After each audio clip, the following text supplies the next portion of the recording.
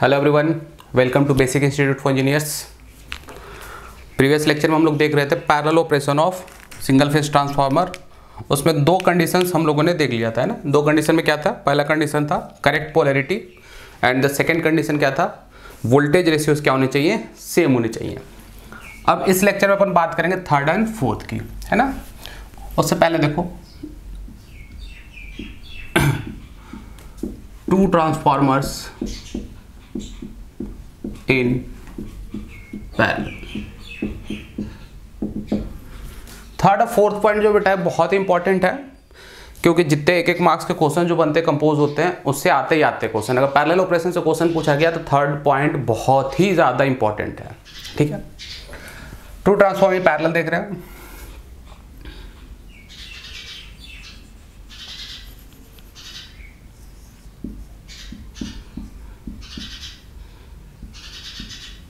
ये इसको मान लो JX से RA,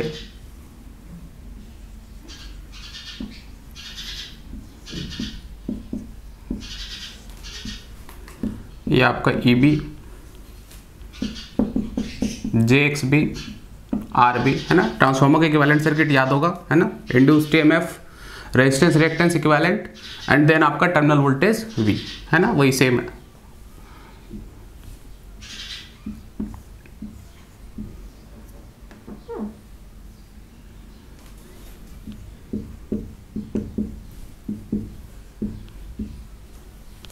V, ठीक है।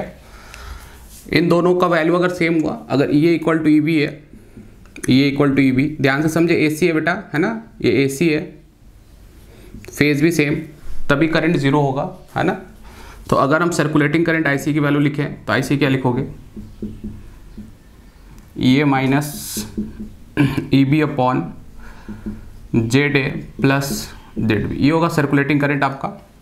ये इक्वल टू EB है तो IC की वैल्यू कितनी होगी, जीरो। सर्कुलेटिंग करंट की वैल्यू जीरो, है ना। फेज भी और मैग्नीट्यूड भी दोनों क्या, सेम। तो यहाँ पे E इक्वल टू EB, ये वोल्टेज लेवल क्या, सेम, है ना। तो इसको भी डायरेक्ट ऐसे बना लो,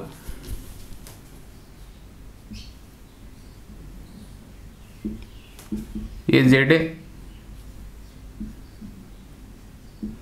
इसके पैरेलल में ZB,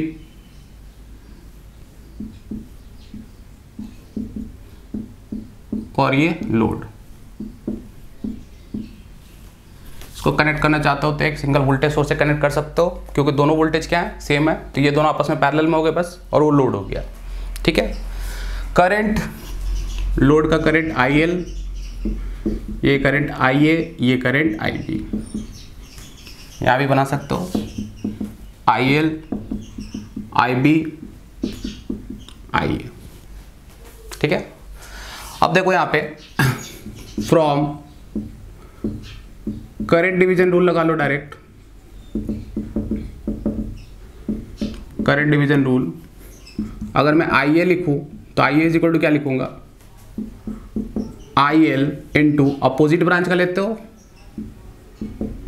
ZB upon total, total क्या है ZA plus ZB, ZA plus ZB, ठीक है।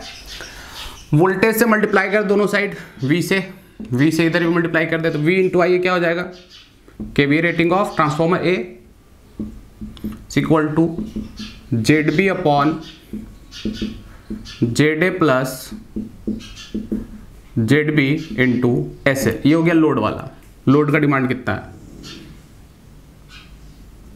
ठीक है। देखो कुछ बुक पे देखोगे तो एक कंजुगेट दिखेगा, है ना। S is equal to actual में VI कंजुगेट लेते हैं, तो यहाँ पे उसका कंजुगेट करेंगे तो S कंजुगेट होगा। तो अगर कोठारी वाली बुक में देखोगे, कोठारी की बुक में, तो कोठारी की बुक में ऐसा दिखेगा, यहाँ पे कंजुगेट लगा होगा, ठीक है, कंजुगेट लगा होगा। क्योंकि क्या होता है, मैंने शायद बेसिक वाले क्लास में बताया है, जिसने बेसिक वाला क्लास किया है, कि S is equal to VI conjugate, ये कॉम्प्लेक्स पावर लेने के पीछे का रीजन क्या होता है आपका, रिएक्टिव पावर का। किसका रीजन होता है, रिएक्टिव पावर का। रिएक्टिव पावर Q जो होता है, जो कन्वेंशन फॉलो करते हैं, Q is always positive for lagging power factor while Q is negative for leading power factor. Q is positive for lagging power factor while Q is negative for leading power factor। तो अगर यहाँ पे देखोगे VI conjugate नहीं करोगे, सिर्फ VI लोगे, है ना, तो Q नेगेटिव हो जाएगा लैगिंग के लिए, जो कि गलत कॉन्सेप्ट है। ठीक है, कन्वेंशन गलत हो जाएगा आपका। तो यहाँ पे कॉन्जुगेट लगाओ तब, बट यहाँ पे पैरेलल ऑपरेशन में हमें सिर्फ मैग्नीट्यूड से मतलब होता है। तो मैग्नीट्यूड तो बेटा सेम ही रहता है, सिर्फ एंगल का फर्क आता है। कॉन्जुगेट करोगे तो एंगल चेंज होगा, है ना। तो आइदर आप कॉन्जुगेट लगाओ ना लगाओ, वैल्यू सेम आएगी। ठीक है, तो AEJ के पेपर के लिए उतना जरूरत भी नहीं, क्योंकि सिर्फ मैग्नीट्यूड से मतलब होता है, आप डायरेक्ट मैग्नीट्यूड निकाल सकते हो। तो यहाँ पे देखो SA is equal to I ZB upon ZA plus ZB into SL। ठीक है, अब यहाँ समझो, अगर SB निकाले तो सिमिलरली निकाल सकते हो SB, तो मैं सिमिलरली लिख देता हूँ डायरेक्ट। SB इक्वल टू आ जाएगा आपका, ऊपर क्या आ जाएगा, ZA upon ZA plus ZB into SL। यहाँ पे जो ZA ZB होगा, where ZA and ZB in actual ohm, या तो एक्चुअल वैल्यू में होना चाहिए, और इन पर यूनिट, अगर पर यूनिट में है तो on the same base, common base पे होना चाहिए। ध्यान रखना ये बातें, ये आगे क्वेश्चन जब करेंगे तो अपन समझ जाएंगे, क्वेश्चन जब करेंगे तो समझेंगे। यहाँ पे या तो ZA ZB एक्चुअल वैल्यू में होनी चाहिए, या तो ओम में होनी चाहिए वैल्यू, या फिर पर यूनिट में अगर वैल्यू गिवन है तो एक कॉमन बेस पे होना चाहिए। ZA ZB दोनों क्या होने चाहिए, कॉमन बेस पे होने चाहिए। ठीक है, पर यूनिट सिस्टम मैंने पढ़ाया है, लेक्चर देख सकते हो खोल के, कि एक बेस पे अगर मान लो दिया हुआ पहले से गिवन है किसी बेस पे, एक अदर बेस पे अगर कन्वर्ट करना है तो कैसे कन्वर्ट करते हैं। तो यहाँ तक आई थिंक सारी बातें क्लियर होंगी। SASB कैसे निकालना है, इस पार्ट से क्वेश्चंस पूछे जाते हैं। कैसे क्वेश्चन कंपोज होते हैं एक छोटा सा मैं बताता हूँ, क्वेश्चन कैसे कंपोज होंगे। देखो यहाँ पे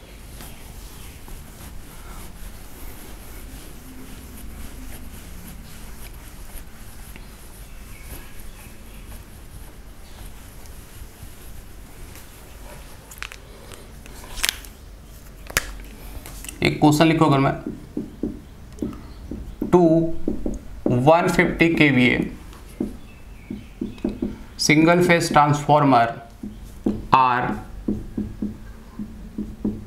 operating in parallel having percentage impedance of 4% and 5% respectively।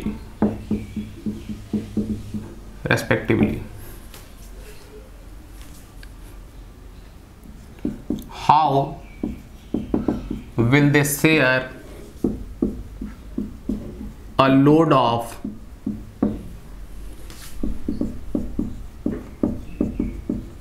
180 kVA?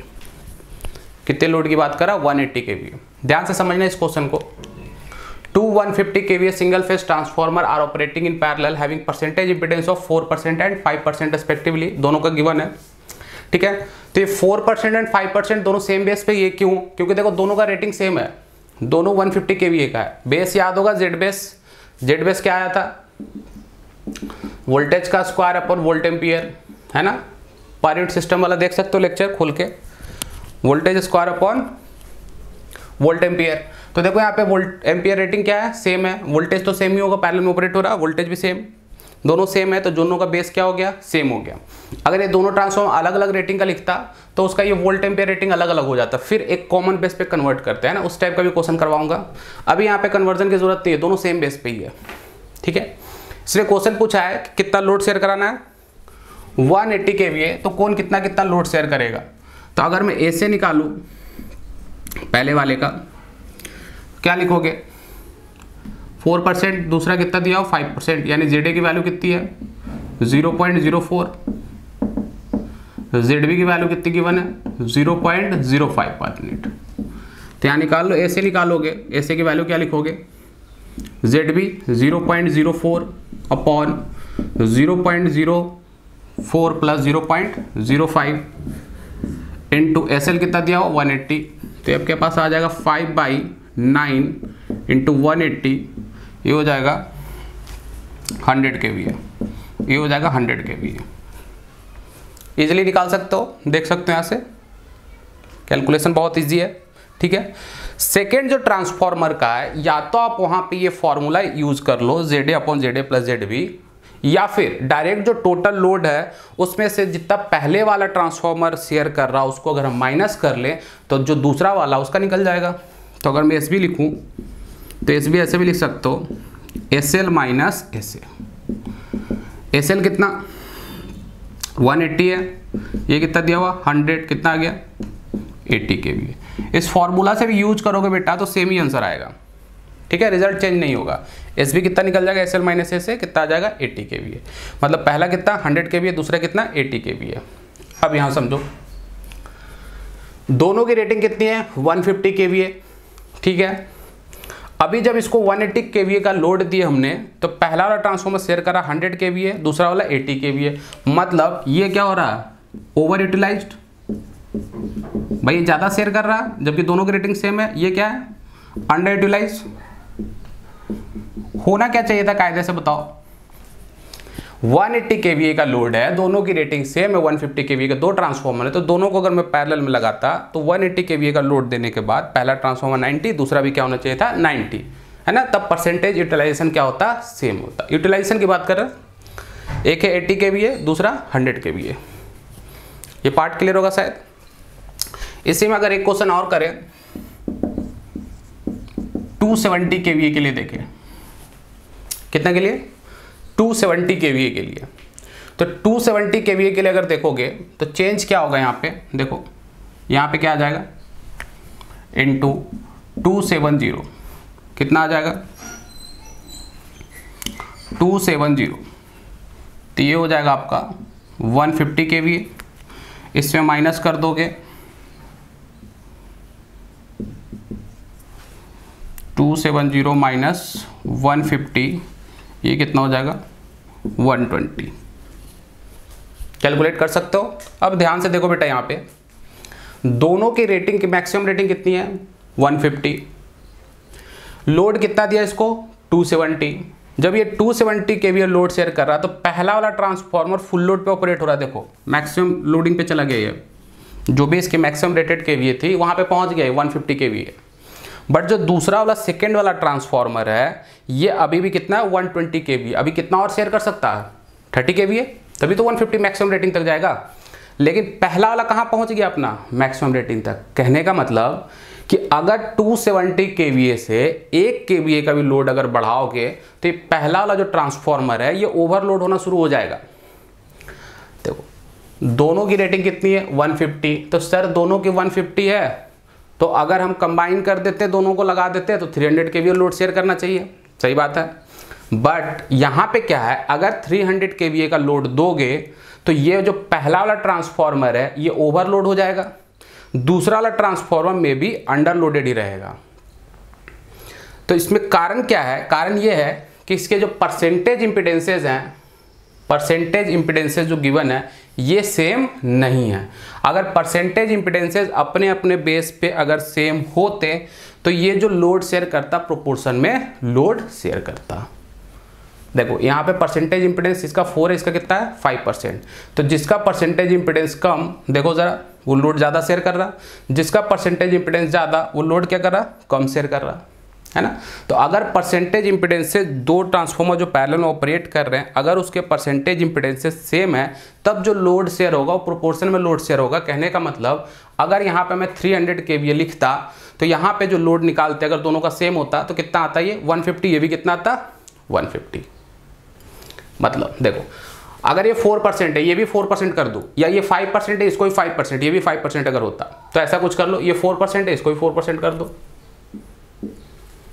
ठीक है। अगर परसेंटेज इंपिडेंस सेम तो अगर ये 4% ये भी 4%, अब निकालोगे 300 kVA का लोड देके तो निकाल के देखना ये आएगा तुम्हारा 150, ये भी कितना आएगा 150। देखो मैं यहाँ पे निकाल देता हूँ, अगर मैं यहाँ पे लोड दे दूँ 300 kVA, ठीक है, तो यहाँ पे देखो ये 0.04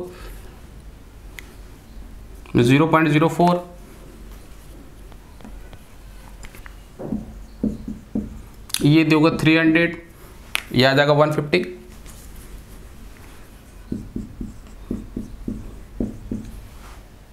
सिमिलरली 300 माइनस 150 यहाँ कर लो, या तो फॉर्मूला यूज़ कर लो वो वाला, यहाँ भी कितना आ जाएगा 150। अब देखो प्रॉपर यूटिलाइजेशन हो रहा है, देखो एक तरह से प्रोपोर्शन में लोड शेयर हो रहा है, ये भी 150 ये भी 150 है ना। यानी इसका मतलब क्या होना चाहिए, प्रोपोर्शन में लोड शेयर करने के लिए परसेंटेज इंपीडेंसेस क्या होने चाहिए, सेम होने चाहिए। परसेंटेज इंपीडेंसेस क्या होने चाहिए, सेम होने चाहिए। देखो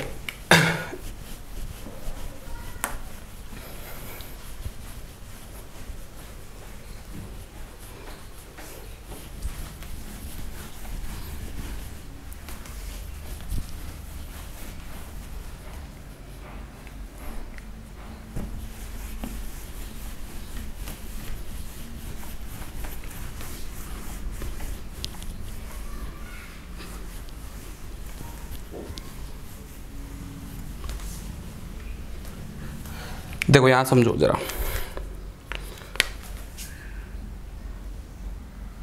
सपोज दैट दो ट्रांसफॉर्म पैरेलल में है,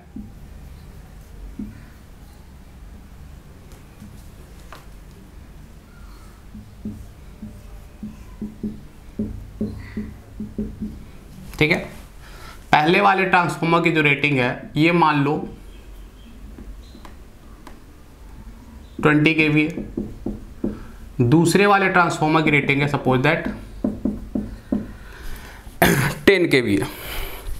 पहला वाला ट्रांसफॉर्मर कितना 20, दूसरा कितना 10। ध्यान से समझना, मान लो ये जो लोड है सपोज दैट 16 kVA का डिमांड है। कितने kVA का डिमांड है, 16 kVA, ठीक है।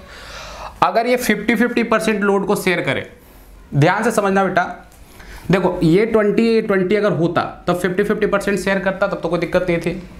लेकिन देखो ये है 20 kVA का ट्रांसफॉर्मर 10 kVA का, जैसे मान लो एक 100 kVA का ट्रांसफॉर्मर है, उसके साथ पैरेलल में हमने क्या लगा दिया 500 kVA का, है ना।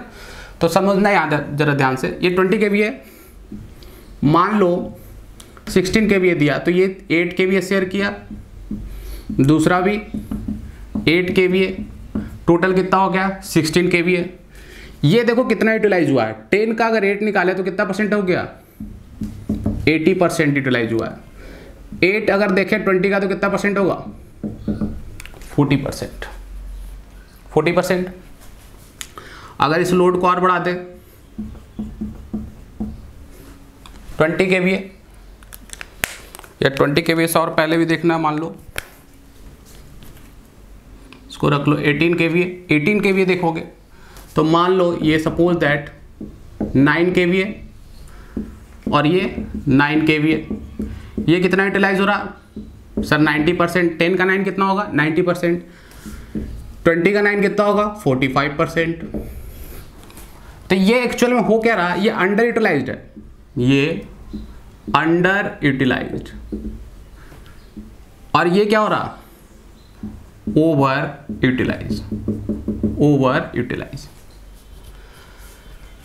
यहां पे देखो सपोज दैट ये लोड 20 kVA, तो 20 kVA कहने का मतलब ये 10 kVA एंड ये 10 kVA, तो 10 kVA का मतलब तो 50% ही हुआ, लेकिन ये कहां पहुंच गया 100% पे। इसके बाद 1 kVA का भी लोड बढ़ाओगे तो ये क्या होने लगेगा ओवरलोड, ये क्या रहेगा अंडरलोडेड। देख लो अगर SL की वैल्यू मान लो 22 kVA, तो ये तो शेयर कर सकता है, ये तो 11 kVA आराम से शेयर करेगा, 55% है ये। लेकिन अगर ये 11 kVA हुआ मतलब कितना परसेंटेज हो गया 110%, ये क्या हो गया ओवरलोडेड। ये वाला ट्रांसफॉर्मर क्या हो गया ओवरलोडेड। तो ये प्रॉपर यूटिलाइजेशन हो रहा है क्या, ये प्रॉपर यूटिलाइजेशन हो रहा है क्या, ऑब्वियस सी बात है नहीं हो रहा है प्रॉपर यूटिलाइजेशन।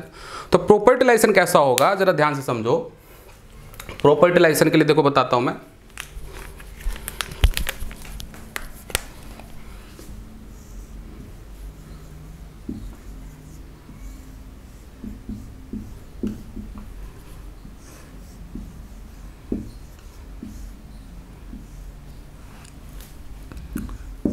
S1 कितना 20 kVA, S2 10 kVA।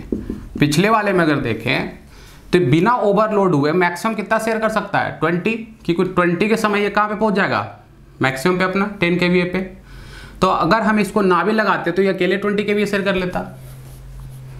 भाई हमने इसको पैरेलल में लगाया तो टोटल लोड कितना शेयर होना चाहिए बिना ओवरलोड हुए, 30 kVA, 20 + 10। बट यहाँ पे लोड कितना शेयर कर रहा है, मैक्सिमम कितना शेयर कर सकता है बिना ओवरलोड हुए, 20, क्योंकि 20 तक जाएगा तो ये 10 तक पहुंच जाएगा मैक्सिमम रेटिंग। उसके बाद 1-2 kVA का भी लोड जो भी बढ़ेगा उसके बाद ये ट्रांसफार्मर क्या होने लगेगा, ओवरलोड, है ना। तो देखो प्रॉपर यूटिलाइजेशन कैसा होगा। सपोज दैट 18 kVA, ये कितना है, 18 kVA। तो पहला वाला 12 kVA, दूसरा वाला 6 kVA, टोटल कितना हो गया सर 18 kVA। तो 6 kVA 10 का कितना परसेंटेज हो गया, 60%। सिमिलरली 12 20 का कितना हो गया, 60%। सही है, परसेंटेज यूटिलाइजेशन सही है। मान लो लोड हो गया 24 kVA, तो 24 के लिए ये कितना हो जाएगा, 20 है, 24 kVA 18 + 6 नहीं 8 and 16, ये हो गया 16, और ये कितना हो गया 8 kVA। तो 8 kVA का मतलब 80%, 16 kVA का मतलब 20 का कितना हो गया 80%। सिमिलरली अगर लोड की वैल्यू 30 kVA तो ये कितना, ये पूरा कंप्लीट 20 kVA कितना हो गया 100%। सिमिलरली ये कितना 10 kVA, टोटली कितना हो गया 100%।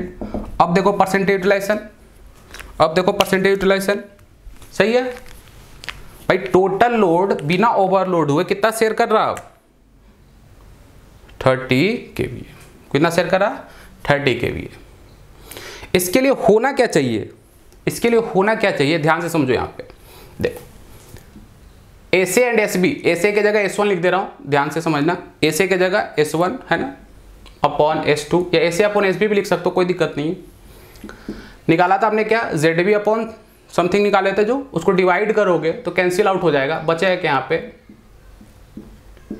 इसमें कंफ्यूज हो रहा है तो ऐसे भी लिख सकते हो जो हमने डिराइव किया, SA अपॉन SB इज इक्वल टू ये आएगा ZB अपॉन ZA। डिवाइड करके देख सकते हो, SL कैंसिल आउट हो जाएगा, ZA + ZB कैंसिल आउट हो जाएगा, है ना। क्या आएगा, ZB अपॉन ZA। तो जरा यहाँ पे देखो ध्यान से, S1 जो है हमेशा 2 टाइम्स ऑफ S2 है। देखो लोडिंग कैसे शेयर होना है, अगर ये 6 है तो ये कितना होना चाहिए 12, अगर ये 8 है तो ये कितना हुआ जरा देखो 16, ये 10 है तो ये कितना है देखो 20। मतलब S1 is equal to 2 times of S2। सही बात है, प्रॉपर यूटिलाइजेशन में तो ये हो रहा ना, अदरवाइज 50% में तो प्रॉपर यूटिलाइज नहीं हो पा रहा।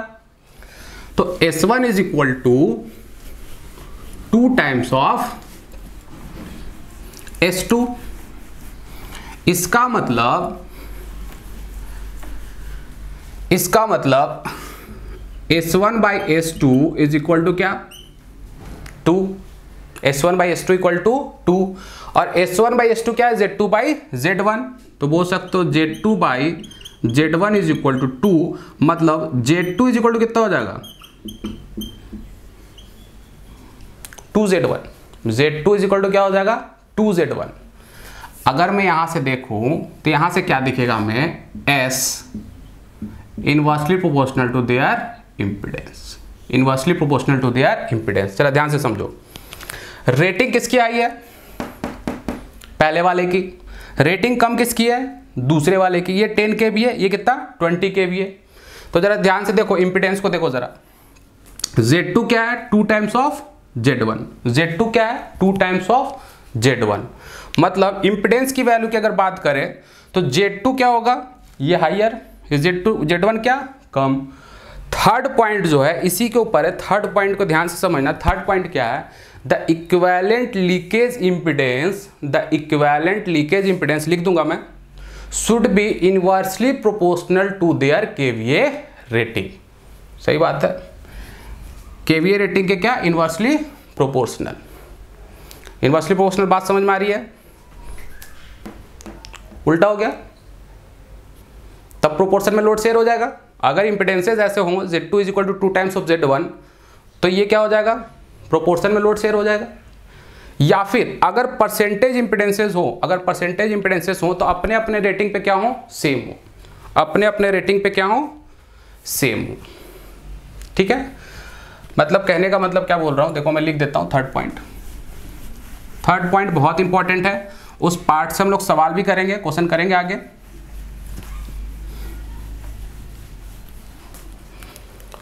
थर्ड पॉइंट है जो कंडीशन वाला पार्ट जो लिख रहे थे, जिसमें 2 पॉइंट हमने मेंशन कर दिया था, इसमें थर्ड पॉइंट है the equivalent leakage impedance should be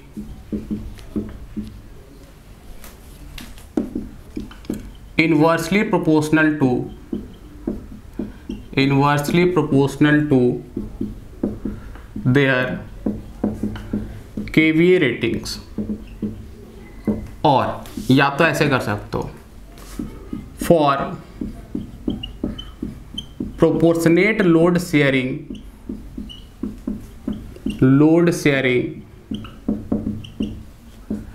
their per unit impedances. ये बहुत इंपॉर्टेंट स्टेटमेंट है, ये हमेशा रिपीट होते रहता है ना, per unit impedances should be equal या सेम बोल सकते हो।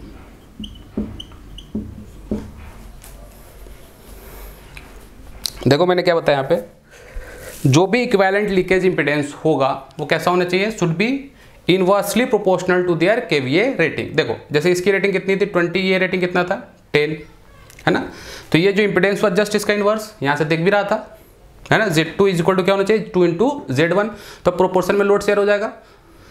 सिमिलरली अगर पर यूनिट इंपिडेंसेस गिवन है तो दोनों को पर यूनिट इंपिडेंसेस क्या होने चाहिए, सेम होने चाहिए, अपने अपने बेस पे क्या होने चाहिए, सेम होने चाहिए। बातें क्लियर है सबको?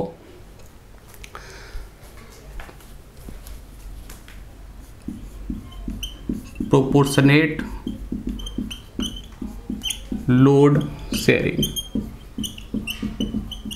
प्रोपोर्शन में लोड शेयर होने के लिए देखो क्या होना चाहिए, हमने डिराइव किया है SA अपॉन SB ZB अपॉन ZA। ठीक है, दोनों को सेट कर लो, एक को इस साइड को उस side, ZA into SA is equal to ZB into SB। SB क्या है, SA SB kVA rating, divide कर दो वोल्टेज का स्क्वायर से, दोनों साइड रेटेड वोल्टेज है, रेटेड वोल्टेज का स्क्वायर से डिवाइड कर दो। तो देखो अभी थोड़ी देर पहले मैंने बेस बताया था, जेड बेस, थोड़ी देर पहले मैंने जेड बेस बताया था। जेड बेस क्या था, वोल्टेज का square upon volt ampere, voltage का स्क्वायर अपॉन वोल्ट एम्पियर। तो देखो ये हो गया एक्चुअल वैल्यू, एक्चुअल वैल्यू को वोल्टेज का square upon volt ampere, volt ampere मतलब ऐसे, सिमिलरली वोल्टेज का स्क्वायर, इसके नीचे एस भी लिख सकते हो वोल्ट एम्पियर। तो ये क्या हो गया, इसका बेस हो गया, ये क्या हो गया, इसका बेस हो गया। तो क्या लिखोगे, ZA per unit is equal to ZB per unit. ये इंपॉर्टेंट है, बहुत ही ज़्यादा इंपॉर्टेंट है, ये हमेशा दिमाग में रखना। ठीक है, क्वेश्चंस करेंगे और अच्छे से समझ में आएगा। अदरवाइज मैंने ये पर यूनिट इंपिडेंस वाला बता भी दिया क्वेश्चन से कि अगर परसेंटेज इंपिडेंसेस दोनों के सेम हो, है ना, तो लोड प्रोपोर्शन में शेयर होंगे, दिखाया भी था मैंने। आई थिंक ये पार्ट अच्छे से क्लियर होगा सबको, है ना। दोनों स्टेटमेंट जो मैंने लिखा, दोनों स्टेटमेंट क्लियर होगा सबको। लास्ट पॉइंट इसमें क्या है, लास्ट कंडीशन, क्वेश्चंस करेंगे अभी इस पे आगे, है ना। लास्ट स्टेटमेंट क्या है इसमें, फोर्थ जो कंडीशन है,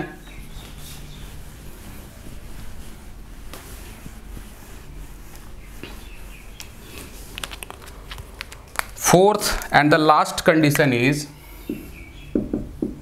the ratio of equivalent leakage reactance to the equivalent resistance should be same, या इक्वल बोल सकते हो, शुड बी इक्वल या सेम। मतलब एक्चुअल में क्या बोल रहा है, एक्स बाई आर रेशियो की बात कर रहा है, एक्स बाई आर रेशियो की बात कर रहा है। एक्स बाई आर रेशियो का मतलब फाई जो निकालोगे, एंगल जो निकालते हो, फाई क्या लिखते हो, tan inverse X by R, है ना। तो देखो इससे क्या आएगा, ध्यान से समझना इसको। इससे पहले एक छोटा सा पार्ट समझो, पहले ही बता चुका हूं।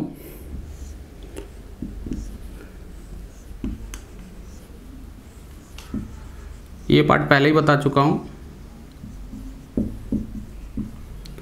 मान लो 3 एम्पियर है, ये 4 एम्पियर है। अगर मैं यहाँ पे करंट की बात करें, अपन डीसी की बात करें, तो डीसी का मतलब सेम एक्सिस पे, एक ही एक्सिस, ये मान लो 3 एम्पियर है, इसी एक्सिस पे दूसरा है 4 एम्पियर। तो अगर मैं समेसन यहाँ पे लिखूँ डायरेक्ट, तो I is equal to I1 plus I2 लिखूंगा। इसको बोलते हैं अल्जेब्रिक समेसन। इस समेसन को क्या बोलेंगे, अल्जेब्रिक समेसन। मतलब 3 + 4, ये जो करंट आएगा टोटल कितना हो जाएगा, डायरेक्ट 7 एम्पियर। इस समेसन को बोला जाता है अल्जेब्रिक समेसन, अल्जेब्रिक समेसन, है ना। डायरेक्ट जो दोनों की रेटिंग है वो क्या हो गई, ऐड हो गई।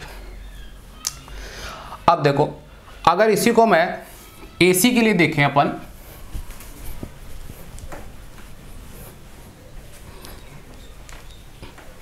इसी को अगर एसी के लिए देखोगे,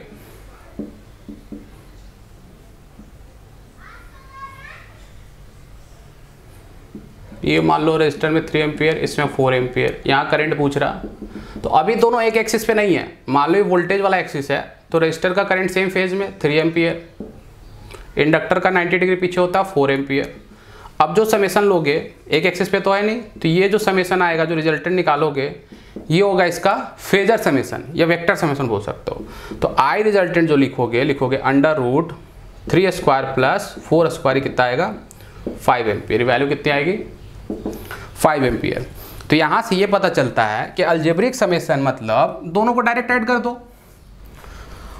वेक्टर समेसन का मतलब डायरेक्ट एडिशन तो नहीं होगा, लेकिन ये हमेशा अल्जेब्रिक समेसन से कम ही आएगा। अल्जेब्रिक समेसन कितनी वैल्यू आई थी, 7, लेकिन वो वेक्टर समेसन देखो कितना रहा, 5 एम्पियर। अल्जेब्रिक समेसन में जैसे अगर मान लो 2 रेटिंग है, एक 1000 kVA का ट्रांसफॉर्मर है, दूसरा 500 kVA का। अगर अल्जेब्रिक समेसन ले तो टोटल लोड कितना, 1500 kVA शेयर करेगा। बट अगर 1000 एंड 500 का अगर मैं वेक्टर समेसन ले अपन, फेजर समेसन, तो वो क्या 1500 kVA होगा क्या, नहीं होगा, 1500 kVA से हमेशा कम होगा। तो देखो यहाँ पे बात को समझो जरा।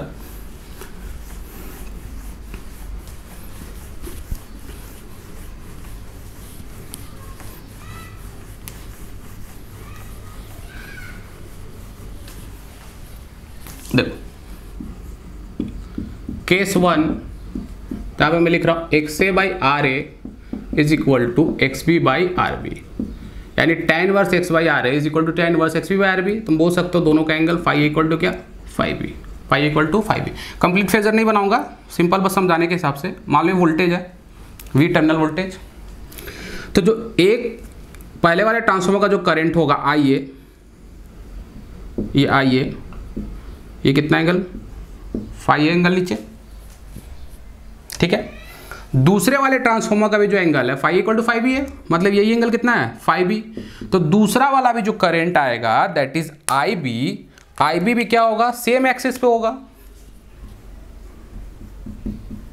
मान लो पहले वाले ट्रांसफार्मर की रेटिंग 1000 kVA। देखो लोड चेंज करने से बेटा टर्मिनल का वोल्टेज तो चेंज नहीं होगा, टर्मिनल वोल्टेज सेम ही रहेगा, है ना। लेकिन चेंज क्या होगा, सिर्फ करंट। लोड जितना ज़्यादा बढ़ाते जाओ करंट उतना ज़्यादा बढ़ेगा, है ना। लोड घटेगा मतलब करंट घटेगा। तो S1 is equal to 1000। Load sharing का मतलब या तो लोड KVA शेयरिंग बोल सकते हो, वोल्ट एम्पियर शेयरिंग, या तो लोड करंट शेयरिंग, है ना। लोड वोल्टेज शेयरिंग नहीं होता, लोड करंट शेयरिंग बोलेंगे। तो S1 is equal to 1000 kVA, S2 is equal to 500 kVA। अभी देखो जब दोनों एंगल सेम है तो दोनों एक ही एक्सिस पे आ रहा ना, I एंड IB। तो कंप्लीट जो I जो लोड करंट होगा, IL जिसको लिख रहे हैं, वो तो इसी एक्सिस पे आएगा, ये हो जाएगा IL। फिर IL इज इक्वल टू क्या लिखोगे डायरेक्ट, सर यहाँ पे हम लोग क्या लिखेंगे, अल्जेब्रिक समेसन। यहाँ पे क्या लिखेंगे, अल्जेब्रिक समेसन। मतलब जो हमारा जो टोटल लोड होगा that is S1 plus S2, जब अल्जेब्रिक लिखोगे तो 1000 प्लस 500 टोटल कितना हो जाएगा, सर ये टोटल 1500 kVA तक लोड शेयर करेगा। टोटल लोड कितना शेयर करेगा, 1500 kVA। बट आगे देखो, अगर सपोज दैट केस 2 एज्यूम करें, केस 2 जहां पे मैं लिख दूं XA by RA not equal to XB by RB। तो भाई नॉट इक्वल का मतलब क्या होता है, या तो ये इससे बड़ा होगा या तो ये इससे बड़ा होगा, दो ही में से एक ही केस हो सकता है। तो मान लो हम सपोज कर लें कि XA by RA is greater than XB by RB। भाई नॉट इक्वल का मतलब तो ये होगा ना, या तो ये बड़ा होगा या तो ये बड़ा होगा, तो मतलब phi A greater than phi B। अब देखो जरा ये वोल्टेज, ये IA करंट कितना angle sir phi A, phi B देखो थोड़ा कम छोटा होगा, ये phi B, ये current IB।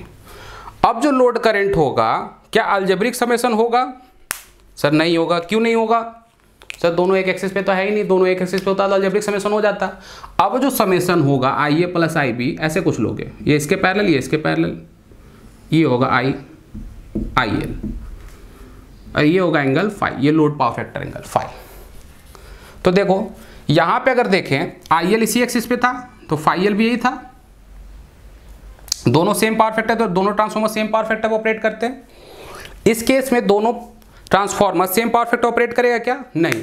Load power factor के रिस्पेक्ट में देखें तो एक का एंगल बड़ा है, एक का एंगल क्या है? छोटा। तो एक बेटर पावर फैक्टर पे ऑपरेट हो रहा होगा in comparison to load power factor, और एक उससे कम। दूसरा क्या दिक्कत है कि यहाँ पे जो था समेशन, जो था कौन सा समेशन था? अलजेब्रिक। तो अलजेब्रिक समेशन होने से जो टोटल लोड था वो डायरेक्ट टोटल समेशन नहीं था 1500 kVA, बट यहाँ पे अलजेब्रिक समेशन है क्या? कौन सा समेशन है? Vector summation. तो वेक्टर समेशन हमेशा अलजेब्रिक समेशन से तो कम होगा ना। तो अलजेब्रिक समेशन से कम होने का मतलब SL जो होगा ये हमेशा लेस देन क्या होगा? S1 plus S2। जो S1 प्लस S2 कितना आएगा? 1500, उससे हमेशा SL क्या होगा? कम होगा। बातें समझ में आ रही है? तो चारों के चारों कंडीशन आई थिंक सबको क्लियर होंगे। 4 कंडीशन में मैंने कौन कौन से कंडीशन बताए हैं? सबसे पहला कंडीशन मैंने बताया था करेक्ट पोलैरिटी, जो कि मोस्ट इसेंशियल कंडीशन है। अगर वो तुमने गलत कर दिया तो वर्किंग आगे पॉसिबल है ही नहीं, डैमेज हो जाएगा ना, सर्कुलेटिंग करंट के कारण पूरा ट्रांसफार्मर क्या हो जाएगा? डैमेज हो जाएगा। दूसरा साथ में क्या था?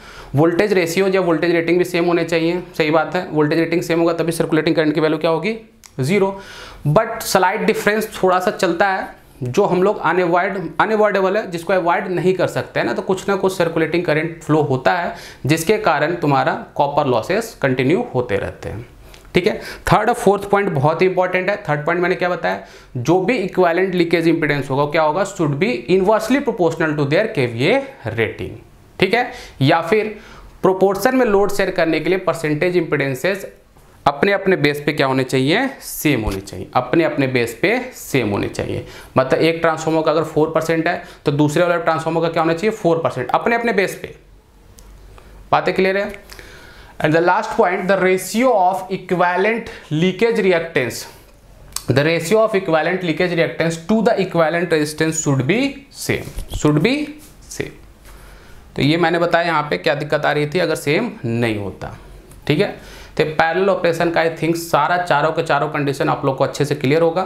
एक एक नंबर के क्वेश्चंस बहुत सारे बनते कंपोज होते हैं, मैं करा दूंगा सारे क्वेश्चंस, है ना। नेक्स्ट लेक्चर में मैं क्वेश्चन लेके आऊँगा। ठीक है। अगर आपको वीडियो पसंद पड़ता है तो उसको लाइक ज़रूर करें। उसके बाद जिसने सब्सक्राइब नहीं किया वो चैनल को सब्सक्राइब ज़रूर करें। ठीक है। Thank you.